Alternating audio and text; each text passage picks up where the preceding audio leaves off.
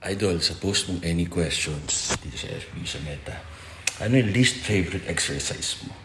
Nung nagsisimula ako mag-workout, lalo na nung commercial model ako, international model, usually puro upper body. So hindi ko in-workout yung lower. And then humina ako sa basketball kasi athlete ako na sa school. Ano ako? Ano tawag doon?